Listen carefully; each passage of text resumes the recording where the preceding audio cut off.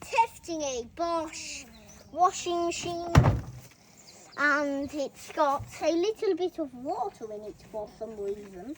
I don't know why, and it seems I did pour a bottle full in this. And the result is just a tiny bit. So I'm going to start it. I'm pouring water directly in the drum.